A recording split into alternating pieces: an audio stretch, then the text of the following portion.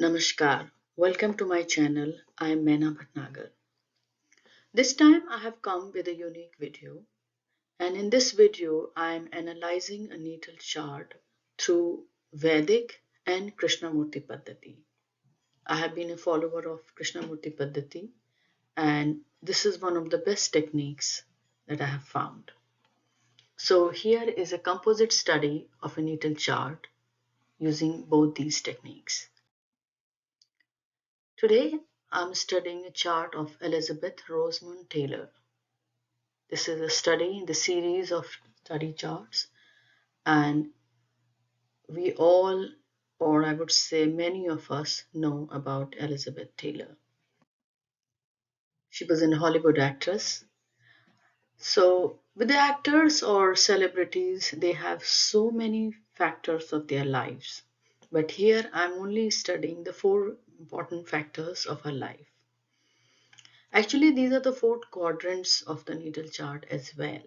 The ascendant being the first house, the fourth house of the home, the seventh house, that is the marriage, spouse, and the 10th house, that is success. But we'll also see how these four houses are not independent of themselves, how the other houses also get integrated with them. Elizabeth Taylor was born on 27th February 1932 at 2:30 a.m. in London, England. For celebrities and politicians and many scientists, especially scientists of yesteryears who have contributed so much to the mankind, it's kind of impertinent to study their charts. But most of these charts are the timing is not noted correct, and we have many timings. Since astrology is totally dependent on the timings for a correct prediction, it's very important that we should find the right time. I have taken this chart because I have found a paper that indicates her birth time. It's actually a birth certificate and it's available online. It also mentions her birthplace, her time, and her parents' name. This is her natal chart according to Vedic, and you can see that the ascendant is Scorpio, the sun is in Aquarius in fourth house, and moon is in Libra. This is the Shadbala. These are the planetary bifurcations. The Dasha. Dasha is current, which is not relevant here, and here is the Navamsha. We should always study any natal chart beginning from the ascendant, the first house, and it is the most important house because unless the ascendant does not promise anything, the chart is no good. In the sense, to find success, we must see how powerful the ascendant is, especially in cases of success and health. If the ascendant is strong, we'll find good results and the Shahs will deliver. So, we all know that she was the last of Hollywood stars and was listed as the 7th greatest screen female legends of American film history. For her beauty, her moon is in Libra in Vishakha Nakshatra. Natives in Vishakha who have Vishakha Nakshatra, the moon in Vishakha Nakshatra, are known to have beautiful eyes. Liz Taylor had violet eyes, and there was some kind of combination of genes that gave her double line eyelashes. For complexion, the Jupiter aspects are ascendant and gives clarity in the color. In the Navamsha, which is also considered for looking at the appearance, the Navamsha rising sign is Capricorn. The Capricorn is otherwise a tall sign, but the Lord Saturn is placed in the sign of Pisces. And Pisces, as we know, is not a tall sign, and the native will have plump body. She was of 5 feet and 2 inches. In Krishnamurti Paddhati, the ascendant sublord, because we don't look at the sign lord and ascendant, we look at the ascendant sublord. And the ascendant sublord in Krishnamurti Paddhati is Venus, and Venus is placed in the sign of Pisces. So we see how they are talking the same thing. Now, the fourth house of birth and living. The fourth house indicates where we will live. For a lot of people, they are born in some country and they live in another. And for this, there are certain houses which are very important.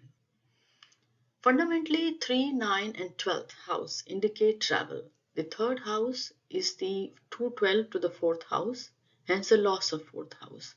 9 is 6-8 to the 12th house, to the fourth house, and also a natural house of travel. And 12th house is, of course, indicates a far off distance. So when these houses indicate and connect with fourth houses, we see that the native will travel a lot. The more affiliation to fourth house, the stronger the chances of the native living abroad. So in this chart, you can see that the fourth house Lord Saturn is sitting in third house, though he owns both houses, but he has chosen to be in the third house. With the 10th aspects, he aspects the moon, which is the ninth house Lord. So you can see the third, ninth, and 12th houses have connected just by Saturn and moon itself. And we also see that the Jupiter is looking at Saturn from the ninth house. So it's clear that there is strong movement. Also, the 12th house Lord, Venus, is being aspected by Saturn from the third side. So she was born in London, but she lived for the rest of her life in USA and found success and home in another country other than her birthplace. Marriage. So marriage, again, we're going to study from both methods. We're going to study first from the Vedic method. So in Vedic, we study the marriage through the D9th, that is the ninth division of the natal chart, and known as D9 or Navamsha. In this, you can see that the ascendant lord, that is the Saturn, is in third house, in the sign of Jupiter. And the third house lord, Jupiter, is in the ascendant. There is a house exchange. The seventh house lord is moon, and the seventh house is aspected by Mars. And we all know that Mars, whenever he aspects seventh house, he causes disturbance. He also aspects the ascendant lord. Jupiter in a woman's chart signifies husband or married life. Jupiter is in fall here.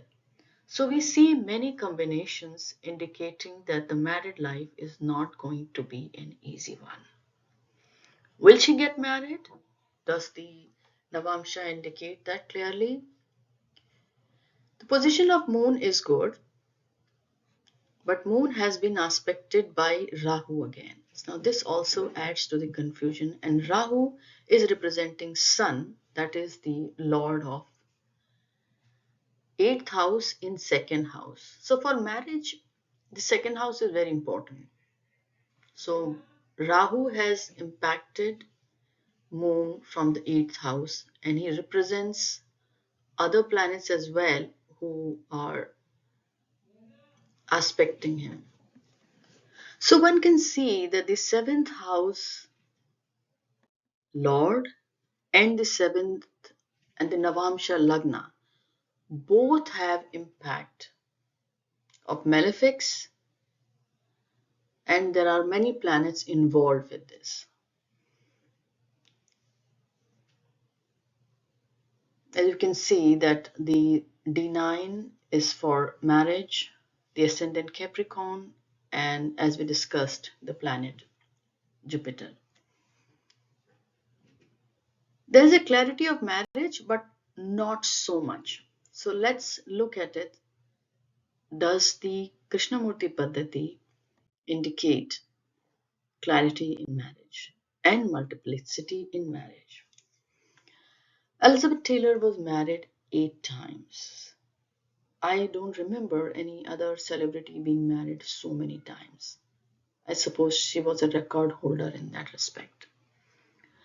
To study multiple marriages in a chart, you can refer to my book, Unlocking Love Marriage Divorce through Krishnamurti Paddhati.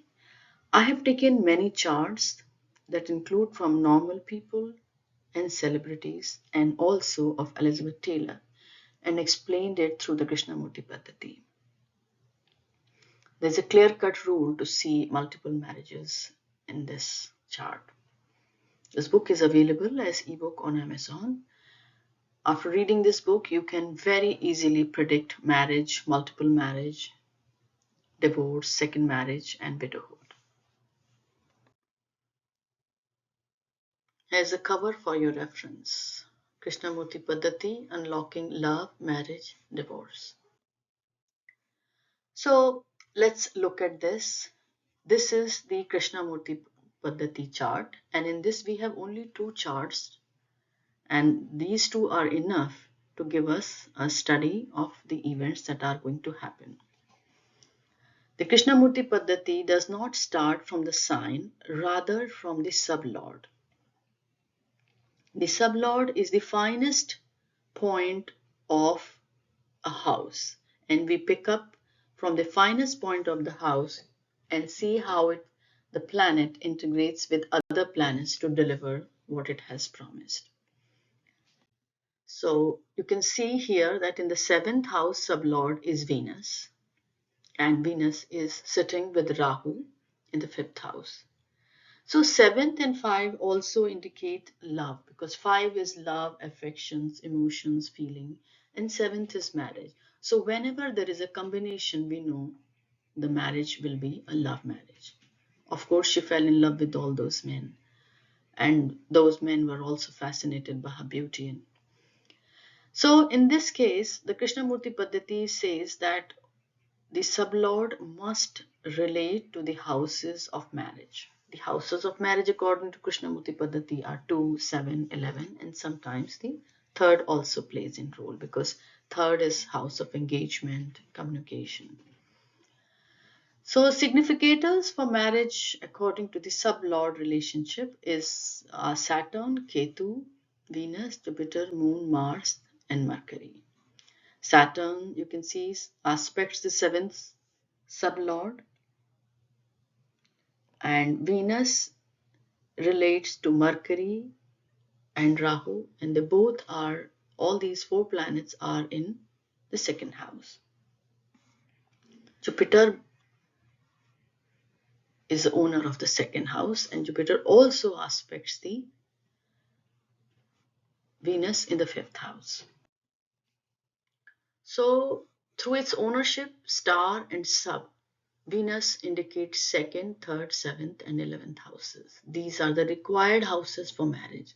So through Krishnamurti Paddhati, we see with complete clarity that she will get married. She got married for the first time on May of 1950. She was 18 years old, and at that time she was going through the dasha of Saturn, Mahadasha of Saturn, Antar of Ketu, Pratintar of Venus. And as we see, these are the planets important for marriage, and they are the significators along with Jupiter. As per Krishnamurti rule, the significators of the house will always present themselves in the dasha for which we are going to predict. If it is about marriage, the seventh house significators will come in. If we're going to buy a property along with related house, the fourth house and the other houses, the significators of those houses will present themselves. Career, that's the 10th house. The 10th house is the zenith of chart, because that's where if you look even in the sense of direction, that's where the maximum sunlight is falling. That is the most illuminated area of our life. And that's how we get known. So the ascendant is who we are, and 10th house is what we will become, in the sense how will the world see us. The 10th is the most open part of us, and 4th is the most hidden part of us. The inside of us is 4th house. That's why it is our emotions. We don't show our emotions unless we have to react to something. But work is one through which the world sees us. Hence, 10th is the peak of everything. So, according to the Parashar system, when you look at the magnifying part, when we have to magnify and see one particular section of the natal chart, we look at D10 or the Shamsha or the 10th division of the natal chart. In this, the ascendant lord, every chart's ascendant lord, just like any other chart, becomes very important. So, where is the ascendant? What is the ascendant doing? Interestingly, ascendant is sitting in the house of gain. And the house of gain lord is in 4th house, aspecting the 10th house and the 10th house lord. This is a magnificent, absolutely impressive. So the dispositor of Saturn is Mars in his own sign, the owner of 4th and 11th. 11th is house of gain and aspects the 10th house. Mars aspect the Venus, that's the 10th lord. Jupiter also aspects the 2nd house of wealth from the 10th house. So this is kind of a yoga. You can see that the 2nd house and 10th house are getting combined, and that too by Jupiter, who is a planet is a magnificent, huge planet. So the kind of wealth one will get will be huge. We all know that she had diamonds, and she had so many different kinds of diamonds that even went to the size of 50 carats. And we also see that Mars is being aspected by Rahu.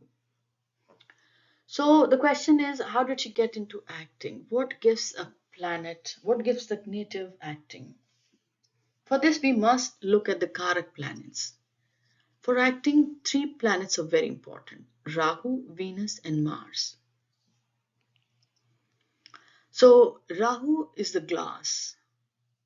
He's the one who is like smoke, glass, putting an act,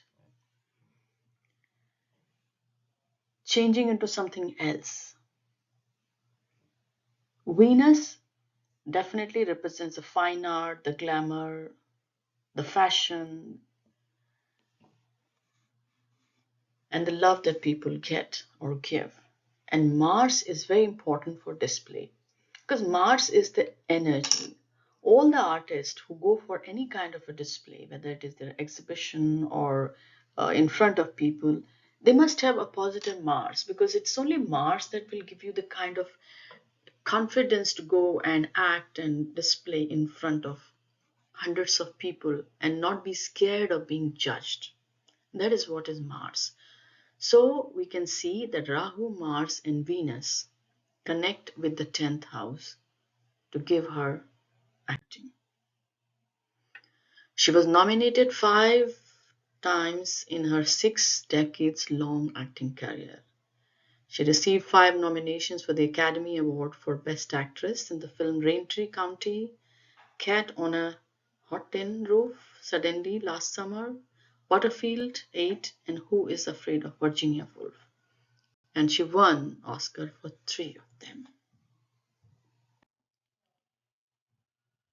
Dasha. A dasha can only deliver if the planets the natal chart has promised. And we can only see the fructification when the dasha takes place. They are so much in sync with each other. She was highly accomplished and celebrated actress. From 1942 till 80, she went through 3 Mahadashas, beginning from Jupiter, Saturn till Mercury. Actually, it was the half of Mercury after which her career went down. She entered the film industry with her first film in 1942 in a small role in the movie called There Is One Born Every Minute. Timeline. Let's look at the timeline of the planets when the events happen. She was cast in a role of at the age of 12 when she played a role in the movie called National Velvet. This movie was took place in 1944. At that time, the movie was released, and she was going through the dasha of Jupiter and Rahu. And as we have seen, that this planetary combination impacts Venus, Mars, Jupiter in D10 and impacts 4, 5, 7, 10, and 12th houses. For acting, 5 and 10 must interact strongly with each other. There is a difference in connection, weak connection, and a strong connection. A strong connection is like when the fifth lord is in 10th or 10th lord is in 5th, or they are in strong position aspect with each other. Because 5 is feelings, emotions, art, fine art, and 10th is performance. So unless these two will not combine, one will not go in the outside world and show. One will only be dancing and acting in the house. So she stayed at the peak during the Saturn Dasha. Now that's very interesting because Saturn is not so positive for Scorpio, but here we see how it is unfolding, and half of the Mercury Dasha. Her acting career continued but started declining after 1960. As a matter of fact, in 1963, her movie Cleopatra came, and that was very, very successful. So now let's study this through Krishnamurti Paddhati and see how the Krishnamurti method relates to this timeline. Krishnamurti Paddhati is not a deviation from Parashar. It is born out of Parashar, but it's a method or technique to derive the timeline and events from the natal in a very simple way. So, looking at this, let's see, she entered the film industry during Jupiter and Rahu. Jupiter relates to the second house, the fifth house, and Jupiter is in Bhava, it's in eighth house, but he also relates to Mercury and Moon and the Antardasha of Rahu. Rahu, as we see, that Rahu is aspected by Venus and is combined with Venus, and Rahu is aspected by Saturn, who has gone to the second house, so the wealth comes in. And Rahu is also strongly indicative of Rahu Ketu axis is happening between 5th and 11th, and Rahu through its star, sub, everything relates to Saturn. He represents Venus, and he also signifies through Venus the 6th house, 7th house, and 11th house. She had so many movies, but one of the biggest successful movie was Cleopatra, where she played the role of Egyptian queen Cleopatra. This was a role of a lifetime, and the movie was definitely larger than life. Till now, they haven't made a movie at that scale. The timeline was Saturn, Mahadasha Saturn, with the antar of Jupiter. Now, Saturn is very powerful here. Her main career was during Saturn. And as we can see that the Saturn relates to Sun, that is the 9th house, Mercury, and Saturn is with Ketu. That's again the 9th house, and Mercury, that is the 10th house.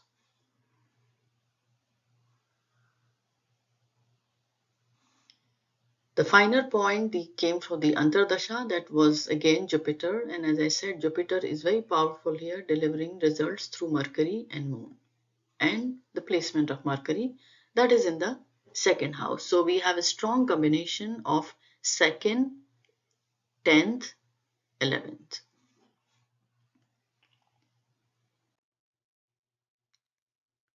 So to become powerful and popular, the 10th house should signify in a powerful way. The second house, that's the house of wealth, 6th house, the house of work, and 11th, because that's a gain. And to be known very well, the ascendant will definitely come in. And ascendant here is the Mars. So in this case, the 10th sublord is Venus, and Venus is related to the ascendant Lord Mars and 10th Lord Mercury. That is through the Krishnamurti Paddhati. And in Bhava chart, it owns 6th, 7th, and 11th. So you can see that the 10th sublord, which is Venus, let's not forget that the profession was absolutely related to these two important planets of acting. And definitely Mercury, without Mercury, you can't deliver because Mercury is a speech. And Mercury, the people who have great Mercury are excellent in copying each other. And acting is always playing like someone else, behaving like someone else. And two planets are great in that, Mercury and Rahu. She passed away due to illness and health complications at the age of 79 on March 23rd, 2011. At that time, she was going through the dasha of Sun, Saturn, and Rahu. It's interesting how the same planets give us life, success, glory, love, and how, when they come negatively, they take us away. Hope you liked watching this video. I'll be coming more with these videos where you can have a chart studied through a composite method. Thank you very much for watching. Please like and subscribe my video and press the bell icon for new updates. You can also visit my website menabhatnagar.com for more posts. Thanks again. Namaskar.